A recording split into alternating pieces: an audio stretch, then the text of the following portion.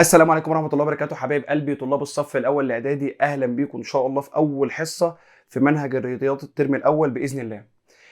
المنهج سهل وبسيط، طبعا طالعين من سنة ستة مش عارفين الدنيا ماشية إزاي، الأمور ماشية إزاي. بدأنا نعرف جبر وهناخد هندسة وعايزين نعرف يعني إيه جبر، والرياضة بدأت تتفرع وبدأ بعد ما كان اسمها حساب بقى اسمها رياضة. الموضوع سهل وبسيط، وإن شاء الله منهج سهل ومنهج بسيط وسلس، والامور سهله معانا بامر الله، هنبسط الدنيا على قد ما نقدر. تعالوا نبدا النهارده معانا في اول درس، الا وهو الاعداد النسبيه. الاعداد النسبيه بيغنوا ويقولوا الاعداد النسبيه بتجيب لي حساسيه، ركز بس معايا واحده واحده. تعالى قبل ما ناخد الاعداد النسبيه، كنا في الابتدائي كان بيجي يقول لي عندي حاجه اسمها اعداد العد، بس قبل ما اخد اعداد العد كان يجي يقول لك روح عد الفصل او عد المجموعه، فكنت تبدا تقول 1 2 3 4. اذا الاعداد او لما باجي اعد ببدا عندي بكام؟ قال لي بتبدا بواحد. فاعداد العد قال لك يا عم الحاج الرياضه بتحب الاختصارات، ومن هنا بداوا يرمزهم لاعداد العد واللي بعده باختصارات والحاجه اللي جايه بعديها برضو باختصارات. فقال لك اعداد العد، ايه الحرف اللي بعد الالف واللام؟ العين. فقال لك اعداد العد اذا بالنسبه لي او رمزها بالنسبه لي هيبقى عين. طيب ايه هي اعداد العد؟ بكل سهوله مجموعه اعداد العد اللي هي الواحد والاثنين والثلاثه والاربعه الى ما لا نهايه. انا ببدا اعد من الواحد. طيب جه بعد شويه بدا يقول لك في حاجه اسمها الصفر، ومن هنا ظهرت حاجه اسمها الاعداد الطبيعيه. الاعداد الطبيعيه نفس الكلام، اول حرف بعد الالف واللام طه، فانا هرمز للاعداد الطبيعيه بالرمز طه. قال لي بالرمز طه؟ قال لي طيب ايه هي الاعداد الطبيعيه؟ نفس اعداد العد، بس بص زياده عليها الصفر، يبقى صفر واحد اتنين تلاته اربعه خمسه وهكذا وانا ماشي الى ما لا نهايه.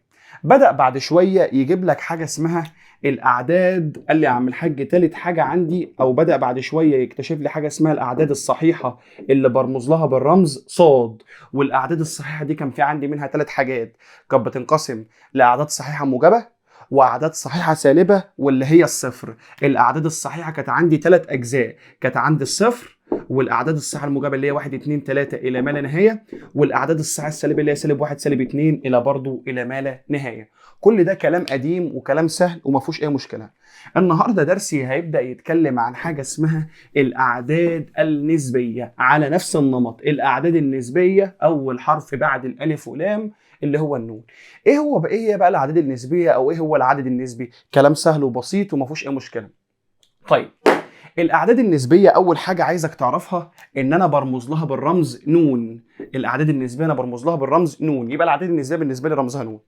يعني ايه عدد نسبي؟ قال لك العدد النسبي هو العدد، ركز كده معايا اهو، الذي يمكن التعبير عنه على صورة قسمة عدد صحيح على عدد اخر. عدد صحيح على عدد اخر بشرط ان العدد الاخر ده او المقام لا يساوي. قال لي يا عم الحاج بشرط ان المقام لا يساوي صفر. قال لي يا عم الحاج لو انا عايز اشتغل عن الاعداد النسبيه، بتكلم عن العدد النسبي، العدد النسبي تعريفه ايه؟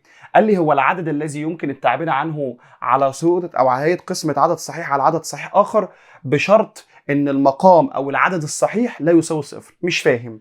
قال لي يا عم الحاج بص لما اجي اقول لك مثلا 2 على 5، يعني ايه قسمة عدد؟ يعني عدد فوق. قال لي العدد الذي يمكن التعبير عنه على قسمة عدد صحيح على عدد صحيح آخر، عدد فوق وعدد تحت. قال لي يا عم الحاج بص قال لي عدد فوق وعدد تحت والمقام ما بيساويش صفر، يبقى انا اقدر اقول على ده عدد نسبي. طب مش فاهم يا مستر، واحده كمان.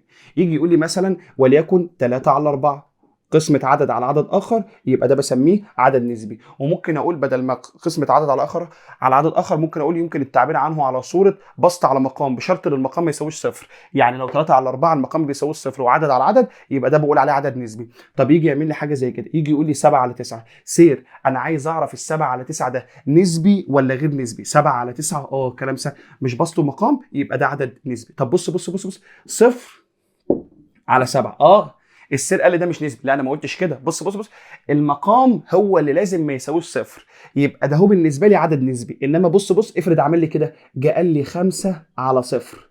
قال لي طالما قال لك 5 على صفر والمقام بيساوي صفر، يبقى ده عدد غير نسبي، وهنعرف يعني ايه العدد الغير نسبي وهنشتغل عليه الحصه الجايه واللي بعديها ان شاء الله. قال لي يا عم الحاج يبقى العدد النسبي والذي يوضع في صوره بسط على مقام. انا حطيت بسط على مقام اهو 0/7. كلام سهل وكلام بسيط وما فيهوش اي مشكله. طيب افرض بقى جه عمل لي حاجه زي كده، قال لي انا عايز اعرف هو عدد نسبي ولا غير نسبي. جه قال لي مثلا 3. 3 ده مش نسبي. اشمعنى يا عم؟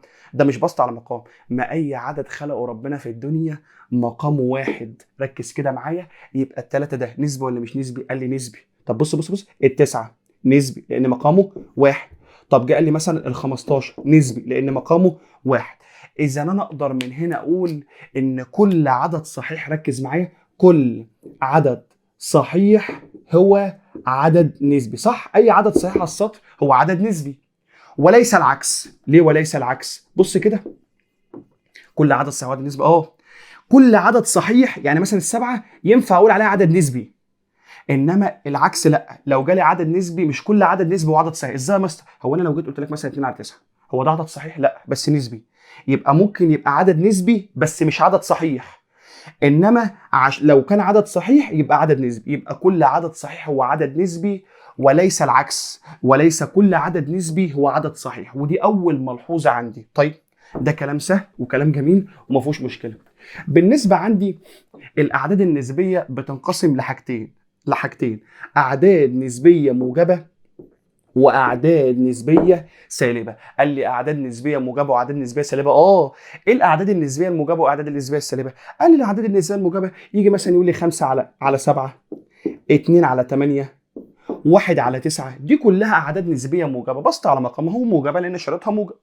طب ايه هي يا مستر الاعداد النسبيه السالبه؟ قال لك الاعداد النسبيه السالبه اللي هي مثلا يجي يقول لي -2/9، -1/4، -3/5. اعداد نسبيه سالبه. يبقى الاعداد النسبيه عندي حاجتين: اعداد نسبيه موجبه واعداد نسبيه سالبه. طيب ثالث ملحوظه عندي يا عم الحاج الصفر. الصفر الخطير او الصغير المكير، بنسميه الصغير المكير. الصفر نسبي ولا غير نسبي؟ قال واحد بيقول لي لا يا عم مش نسبي. ليه يا ابني؟ ما مقامه واحد اهو. يبقى ده عدد نسبي. طب موجب ولا سالب؟ قال لك وله موجب وله سالب. الصفر عدد نسبي ليس موجب وليس سالب. كلام سهل وبسيط ومدخل سهل وبسيط وما فيهوش اي مشكله ودرس سهل. تعالوا نمسح ونبدا نخش في التمارين على طول. يجي بقى يجيب لي الراجل محترم حاجه زي كده، يقول لي حول الاعداد النسبيه الاتيه الى الصوره الف على ب. الى الصوره الف على ب. يعني عايزك تخليها في صوره بسط على مقام. امثله بسيطه وسهله وما فيهاش اي مشكله. تعال اول حاجه بيقول لي 7/10 بكل سهوله. 7/10 بسط ومقام يبقى 7/10. ايه ده؟ بس كده يا مستر؟ بس مش هعمل اكتر من كده. طيب يجي هنا يقول لي -15/100 او القيمه المطلقه ل-15%. اتفقنا بقى ان القيمه المطلقه دي بسميها عندي بوابه او قيمه مطلقه. الرقم يدخل بالسالب يطلع بالموجب. طب برضه لو دخل موجب يطلع موجب. ركز كده معايا. كان يعمل لي كده، لما كان يقول لي -3 كنت تيجي تقول لي انت تقول لي 3. طب كان يجي يقول لي -2 تقول لي ب2. طب هنيجي يقول لي 7، ما لاقيش واحد بقى احول بالايه -7 مثلا. لا هي 7 برضه لانه بيدخل بالسالب بيطلع دايما بالايه بالموجب. طيب يقول لي -15% او القيمه المطلقه ل-15% بكل هدوء هتبقى 15%. اشمعنى يا مستر؟ ما هو جوه بوابه اهو او جوه قيمه مطلقه اللي هي 15 على كام؟ على 100. عايز تختصر تخليها 3/20 ماشي. مش عايز واحده واحده هنمشي مع بعض. المهم ان هي بقت بسط على ايه؟ على مقام 15 من 100 اللي هي 15 على 100 على 5 فيها 3 على 5 فيها 20. عايز تبقى 15 على 100 برضه ماشي.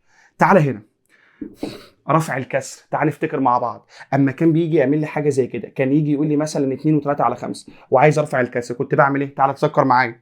كنت بحط الخمسه تحت زي ما هي واروح اعمل ايه؟ اضرب اللي هنا في اللي تحت واللي يطلع اجمعه اللي فوق. بص بص بص بص 2 في 5 ب10. 10 و3 يبقى 13. تعالى بص بص بص يجي يعمل لي حاجه زي كده. يجي يقول لي مثلا 4 و2 على 7 اهو.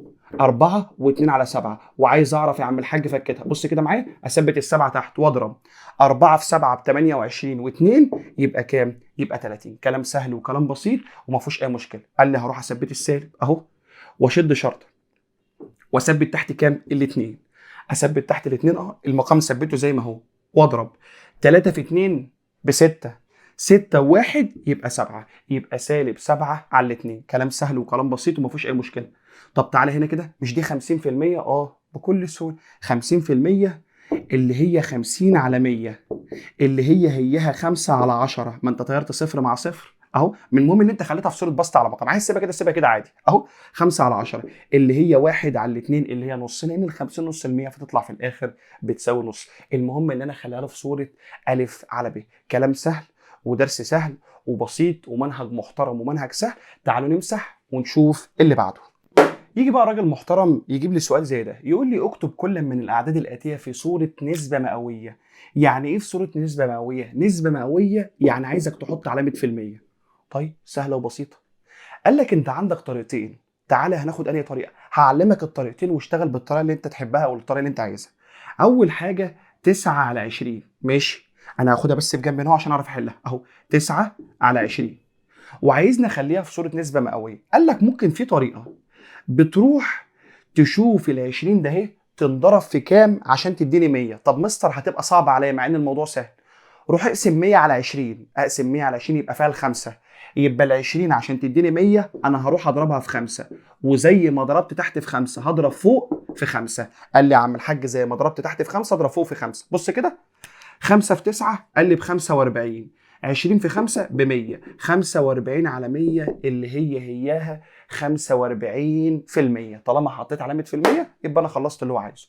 ده في حاله ان انا هخلي المقام الاول، انا ببدا بالمقام بخلي المقام يوصل لل 100. في حل تاني اسهل، بتمسك ال 9 على 20 دي على الاله الحاسبه اهو وتضرب في 100 وتقسم على 100. ما هو انت لما تضرب في 100 وتقسم على 100، 100 على 100 اهو. 100 على 100 فيها كام؟ قال لك يا عم الحاج 100 على 100 فيها الواحد، يبقى كانك ما عملتش حاجه.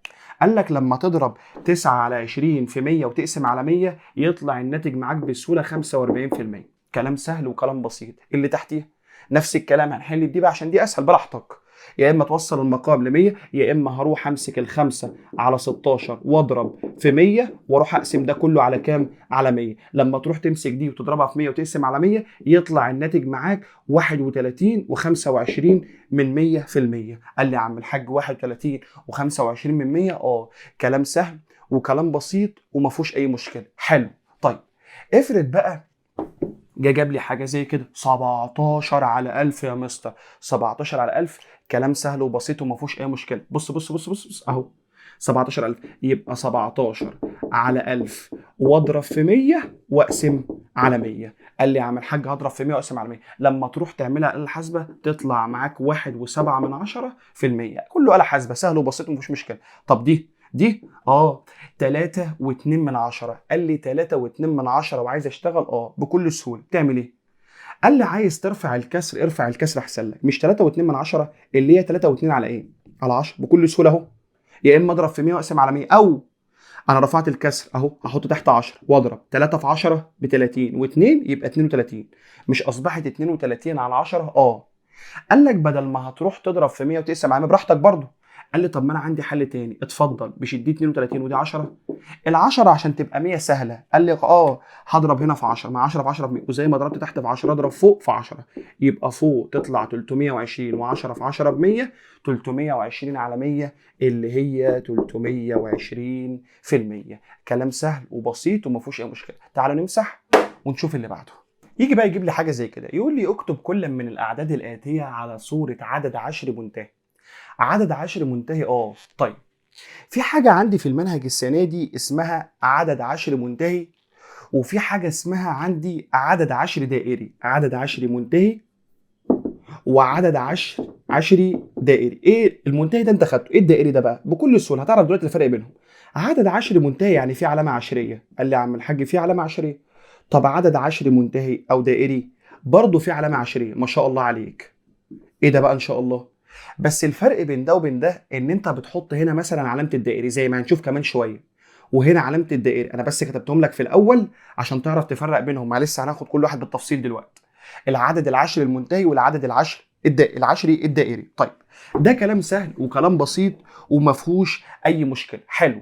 تعالوا بس الاول نبدا في الحاجات دي. بس قبل ما نبدا في الكلام دوت تعالى خليك شويه حاجات كده لازم تكون عارفها. حاجات سهله خالص. هو الاتنين في 50 بكام؟ وقف الفيديو وجاوب. ب 100. اوعى تضحك على نفسك. طب الاربعه في 25؟ قال لي يا عم الحاج برضه ب 100. طيب الاربعه في 25 والاتنين في 50 ب 100. طيب لو انا جيت قلت لك الاتنين في 5 هتقول لي يا عم الحاج ب 10. تمام. طب ال8 في 125، ال8 في 125 ب1000. اشمعنى دول يا مستر؟ خليك عارفهم بس، هنحتاجهم كمان شويه. كلام سهل وكلام بسيط وما فيهوش اي مشكله. تعال، قال لك بيقول لك اكتب كل من الاعداد الاتيه على صوره عدد عشري منتهي. انا كل اللي عايزك تعمله ان عايزك تخلي المقام يا اما 10 يا اما 100 يا اما 1000 يا 10000 يا 100000، المهم ان هو واحد وقدامه صفار. تعالى بكل سهوله وبكل بساطه. اول حاجه 2 على 5 اهو. انا هروح اكتب ال2 على 5 بتاعتي عادي اهو. بص بص بص، 2 على 5 في، ماشي. بتبدا بالمقام. المقام يا تخليه 10 يا تخليه 100 يا تخليه 1000. الخمسه ينفع اخليها 10؟ اسهل حاجه في 2. عشان اخليها 10 في 2 يبقى هضرب هنا في 2 وهنا في 2. زي ما ضربت تحت ضرب فوق. بص بص بص بص، 2 في 2 ب4، 2 في 5 ب10. خلي بالك انا مش عايزه بسط ومقام، انا عايزه في صوره عدد عشري منتهي. قال لي اعمل حاجه عدد عشري منتهي 4 على 10 اللي هو 4 من 10. كلام سهل وسلس وبسيط وما فيهوش اي مشكله. حلو. تعالى اللي بعده. بيقول لي سالب 3 على 8 وعايز اشتغل في قيمه مطلقه لسه قايلين من شويه. يدخل سالب يطلع موجب، يدخل موجب يطلع برضه موجب، تبقى 3 على 8. كلام جميل. ما هو عشان في قيمه مطلقه طلعتها من القيمه المطلقه واروح اشتغل بعد كده. 3 على 8 3 على 8. يا ترى مستر ال8 ممكن تبقى 10، بعمل ايه؟ زود 2. زود 2 ايه؟ انا بضرب التمانية تقدر تبقى 1000. اضربها في كام؟ في 125. يبقى زي ما ضربت تحت في 125 هضرب فوق في كام؟ في 125. ده كلام سهل وكلام بسيط وما فيهوش اي مشكله. ركز بس كده معايا، انا عايز الامور تمشي معاك. انا هو عشان اخلي دي 1000 ضربتها في كام؟ في 125. كلام سهل وكلام بسيط وما فيهوش اي مشكله. تعالى كده، ال8 في 125. قال لي يا عم الحاج ال8 في 125 ب1000. ده كلام سهل. طب ال3 في 125، ال3 في 125 ب 375. ماشي. قال لي ال3 في 125 ب 375. 375 على 1000 يبقى 375 منها. انا كل اللي عايزه، عايز يظهر علامه عشريه عندي عشان يبقى في صوره عدد عشري منتهي. كلام سهل. طيب يجي بقى يجيب لي مثال زي اللي تحت ده. ايه ده بقى يا مستر؟ اروح ارفع الكسر. يا عم طب وترفع الكسر ليه؟ مالكش دعوه بالاثنين. والله السالب زي ما هو اهو وال25 وفوق السبعه والاثنين اهي ماليش علاقه بيه. طيب بكل هدوء، ال25 ينفع اخليها 10؟ لا، ده اكبر منها. طب ينفع اخليها 100؟ اضربها في كام؟ قال لك تضربها في 4 وفوق تضرب في 4 اهو. تعال نشتغل. 4 في 7 ب 28. طب و4 في 25 ب 100. طب والاثنين ما تسيبها زي ما هي يا عم. سالب 2 و28 على 100، ال 28 على 100 اللي هي 28 من 100. بس حط الاثنين عشان تبقى سالب 2 و28 من 100. كلام سهل وبسيط وما فيهوش اي مشكله. طب مستر انا مش فاهم. طب ما توقف الفيديو وتسمع تاني. وقف الفيديو ويجي المساله اللي انت مش فاهم وحل بايدك وجرب. الموضوع سهل وبسيط والاعدادي ما فيهوش اي مشكله. تعال نمسح ونشوف الجزء اللي بعده. يجي بقى راجل محترم يجيب لي سؤال زي ده، يقول لي اكتب كل من الاعداد الاتيه على صوره عدد عشري دائري. ركز بقى معايا، في فرق بين عدد عشري دائري وعدد عشري منتهي. تعالى، عدد عشري دائري بتروح تعمل ايه؟ بتروح تحط على الاله الحاسبه 2 على 3 على الاله الحاسبه اهو. 2 على 3 ماشي، وتضغط علامه يساوي هيظهر لك على الاله الحاسبه 2 على 3. طب لو ظهرت 2 على 3 هروح اضغط على الزرار مكتوب عليه اس دي. اروح اضغط عليه. اول ما تضغط على الزرار اسمه الاس دي هتبص تلاقي طالع لك علامه كده 6 6 6 6 6 6 6 و7، شويه ستات كده وبعدين 7. بتروح تعمل ايه؟ قال لك بتروح تبدا من على الشمال. مش هنا صفر وعلامه ايه اللي اتكرر 6، مالكش دعوه باللي بعديه. قال لي بقف لحد المتكرر اهو لحد الست. يبقى دي 6 واخد لي منها واحده بس تبقى 6 من 10 اهو.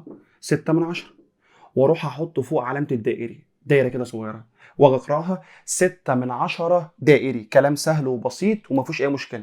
تعال ننزل هنا. بيقول لي 2 على 11. هتروح نفس الكلام على الاله الحاسبه. اروح اكتب 2 على 11. اروح على الاله الحاسبه اكتب 2 على 11 بيساوي السي دي. هتبص تلاقيها ظاهره معاك علامه اهو. هتبص تلاقي ظاهره معاك صفر علامه 1 8 1 8 1 8 1 8. شويه حلوين كده اهو. هتبدا من على الشمال. يبقى اروح هنا اخد بص بص بص الصفر اهو بالعربي، هو بالانجليزي انت هتكتبه بالعربي ما تضحكش الناس علينا. واروح اكتب و18 من 100 يبقى تطلع 18 من 100 دائري. كلام سهل وكلام بسيط وما فيهوش اي مشكله. طب سير مش فاهم. تعالى اللي بعدها كده.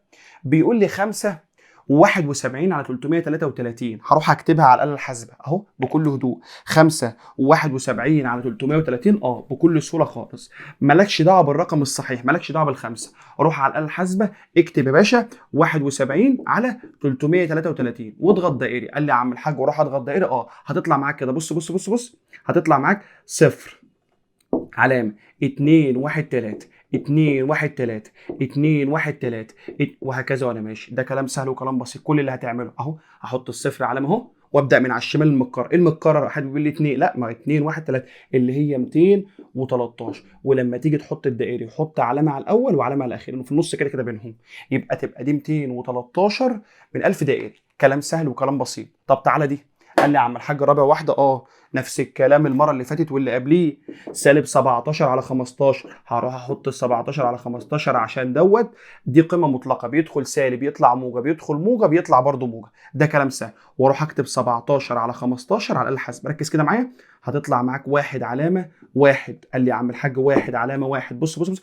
قال لي بص 17 على 15 اهو هتطلع معايا 1 علامه 1 3 3 3 3 3 3 3. بص بص بص بص. ركز معايا. انا هاخد من على الشمال، من على الشمال في عندي 1 اهو وعلامه ماشي، وواحد اهو هكتب الواحد عادي، والثلاثه اللي اتكررت يبقى احط الدائري فوق الثلاثه بس انا هكتبها عربي اهو. شفتم اهو احنا كتبناها انجليزي. يبقى 1 علامه 13 واحط الدائري فوق الثلاثه بس. طب ليه يا مستر؟ لان الواحد ما اتكررش، الثلاثه هي اللي اتكررت، فيبقى 1 و13 وعلامه الدائري. كلام سهل وبسيط وما فيهوش اي مشكله. تعالوا نمسح ونروح للجزء اللي بعد كده. يجي بقى يجيب لي سؤال زي ده يقول لي اكمل ما ياتي. 5 على س ناقص 3 يكون عدد نسبي بشرط ان الس لا تساوي. مش فاهم يا مستر. تعالى بالراحه. انا شرط ان يكون عدد نسبي زي ما قلنا في اول الحصه ان لازم المقام ده اهو، انا هكتبها اهو عشان اعرف اشتغل عليه. ان شرط ان المقام ده اهو ما يساويش صفر. امتى المقام ده يساوي صفر؟ المقام ده هيساوي صفر لو عوضت عن السين ب3. لان بص 3 ناقص 3 هتديني صفر. يبقى بشرط ان السين لا تساوي 3. ليه؟ لانك لو شلت السين وعوضت عنها ب3، 3 ناقص 3 يطلع بصفر، يبقى غلط. يبقى اهم حاجه عشان ده يكون عدد نسبي لازم السين ما تساويش 3. طيب انا عايز طريقه مستر علميه اعرف احل بيها كده. بص كده. قال لك بتاخد المقام وتساوي انت بالصفر اهو. بقت معادله س ناقص 3 بيساوي صفر. اودي السين بعكس يبقى اودي 3 بعكس الاشاره يبقى السين بتساوي، اودي 3 بعكس الاشاره يبقى كام؟ 3. يبقى لازم شرط ان السين ما تساويش كام؟ هنا بيساوي 3. المقام هيكون بيساوي صفر لو السين ساوت 3. طب امتى يكون عدد نسبي؟ لو السين ما ساوتش السالب 3. مهمه جدا جدا جدا جدا. نفس اللي عملته نفس الكلام. هروح للي بعديه. بيقول لي 7 على س زائد 4 يكون عددا نسبيا بشرط ان السين لا تساوي. بص كده اهو هاخد المقام بتاعي اللي هو س زائد 4 واساويه بالصفر اهو. اودي الاربعه بعكس الاشاره يبقى السين بتساوي سالب 4. يبقى شرط عندي ان السين عشان هنا المقام بيساوي صفر، انا عايزه عدد نسبي يبقى لازم المقام ما يساويش صفر. يبقى عايزه ان السين لا تساوي كام؟ قال لي ان السين بتساوي سالب 4. لو السين كانت بسالب 4 يبقى ده ما ينفعش عدد نسبي. طيب تعالى اللي بعديه. بيقول لي 3 على 5 س. استنى 5 س بيساوي صفر. فاكر لما كان الرقم بيبقى لازق في السين كنت بعمل ايه؟ كنت بروح اكعبله هنا ب5 ازقه ما يتزقش، ازقه ما يتزق، فكعبله هنا ب5 وكعبله هنا ب5، فساعتها تبقى السين بتساوي صفر. يبقى امتى ده هو يكون عدد نسبي؟ لما السين لا تساوي صفر. عارف ليه؟ لان لو السين بصفر راح اقعد بقى هنا كده 5 س يعني 5 في صفر بصفر، ينفع؟ يبقى مش نسبي. يبقى عشان يكون عدد نسبي شرط الاساسي. انما السين لو باي رقم غير الصفر، لو بواحد مثلا 5 في 1 ب5 ينفع نسبي. طب السين لو ب2 5 في 2 ب10 ينفع نسبي. يبقى اهم حاجه عندي السين لا تساوي صفر. طب يجيب لي حاجه زي كده. يا ترى يا سير هشتغل مع دي ولا مع دي؟ انا شرطك في انه يكون عدد نسبي ان المقام ما يساويش صفر. انت شغلك كله مع المقام.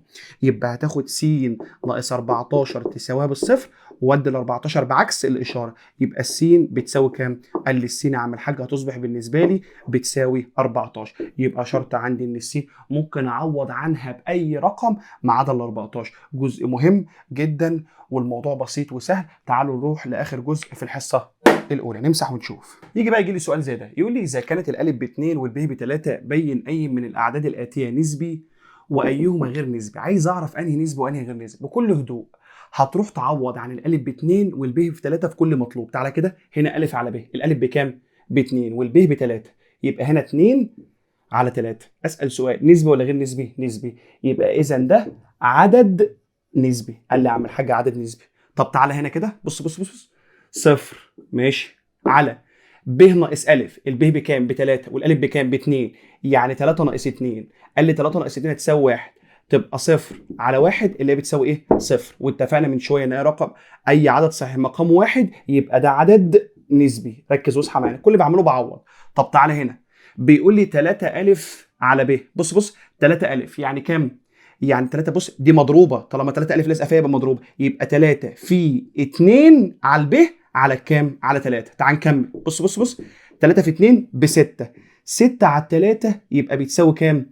2. الاتنين ده نسبي ولا غير نسبي؟ نسبي، يبقى ده عدد نسبي. انت كل اللي بتعمله بتبدا تعوض. تعالى هنا، بيقول لي 10 ناقص ا ب على 2 ناقص ا بكل هدوء اهو، يبقى 10 ناقص ا ب، طالما لازقين في بعض مضروبين، ا ب 2 في 3، الواحد بيقول لي 5 في مش زائد 2 في 3 ب 6 على 2 ناقص ا، الالف بكام؟ قال لي ب 2. تعالى كده، 10 ناقص 6 4، 2 ناقص 2 صفر. استنى استنى استنى، المقام صفر، نسبي ولا غير نسبي؟ العدد النسبي مقامه ما ينفعش يساوي صفر، يبقى ده عدد غير نسبي. كلام سهل ودرس سهل. ده كان الدرس الاول، درس سهل وبسيط. ركز كده، لو ما انتش فاهم اي حاجه، لو انا مش فاهم حاجه يا مستر اعمل ايه؟ وقف الفيديو وارجع عيد الحته اللي انت عايزها، ولو احتجت اي حاجه انا موجود معايا، استفسر عن موجود معاك، استفسر عن اي حاجه. اشوفكم الفيديو الجاي ان شاء الله والدرس الجاي، والسلام عليكم ورحمه الله وبركاته.